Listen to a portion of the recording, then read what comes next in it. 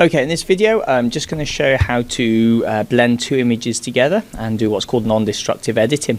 So I've got two pictures here. I've got this field and I've got this sky. So all I'm going to do is put the sky from here onto the field picture. So first of all, if we just get the field, right click, copy. Now because I've copied the image, Fireworks knows that as soon as I create a new file it's going to pick the same size as the picture. Okay, so first thing you need to do is copy your picture first before you open up Fireworks. Click OK, paste it in. Then it's just a simple case of getting this next picture and right click, copy and paste like so. Now I'm going to play it safe, just rename my layers sky and field. Okay. Now, what would happen is, if I started rubbing out the bits that I don't want, okay, like so, and I make a mistake, I can't go back and change anything, okay, so what I'm going to do is I'm going to do what's called masking. So I'm going to click on the sky, because that's the layer that I'm editing. I'm going to add a mask, just down here. Now, instead of using the rubber, you're going to use the pen tool. And you can see that instead of having all the colours, we've now only got black, white and grey. That's because we've got the mask selected. If we go back to the sky, and we're not on the mask, we get all our colours back. For this bit, we're going to need the mask selected, so we're going to click on the mask, we get back to our colours again. And now we can start rubbing out. So, nice big pen, I can start rubbing out. Okay. Now if I make a mistake like that, whereas before we'd have to start again, my mask now allows me to change to white and paste it back in again. So it means that we're kind of editing, but if we make a mistake we can change it. So what I'm going to do is if I just very quickly paste all that back in white again,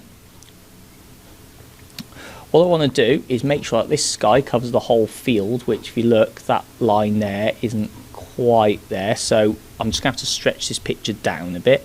So if I move the sky down to there and just sort of stretch it a bit, that sort of horizon line should be, yeah, more or less there, maybe a bit more down, just to make sure it covers it all.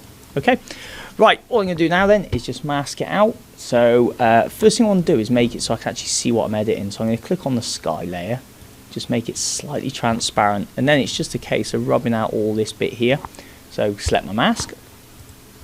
I'm going to use a nice solid pen to get rid of it to begin with, like this, because that sort of deletes it nice and quick. Okay, and then when I get to sort of the detailed areas, instead of using this hard brush, I'm going to use my zoom tool. I'm going to click in, and instead of using a hard line, we're going to use an airbrush and textured, and as you can see it kind of spray paints it out, so it's not as hard as that hard line, it's a bit more mellow. I'm just going to put the trees in, so on, and just very quickly go through it. Now you can spend quite a bit of time on this. I'm trying to do this in sort of 5 or 6 minutes, so mine's not going to look spot on, but it gives you the general idea. So just quickly go through that. Okay, then all we got to do now is turn that layer back up again. So if we click on that, let's quickly go back to that.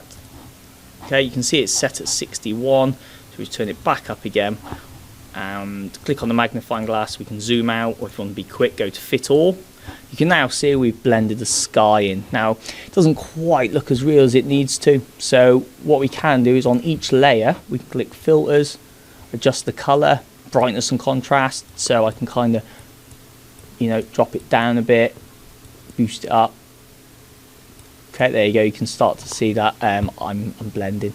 Now as I said before, it's not spot on, so I could probably click on my mask, zoom in, get my tool and just maybe just tidy those bits up there, because it kind of looks a bit misty.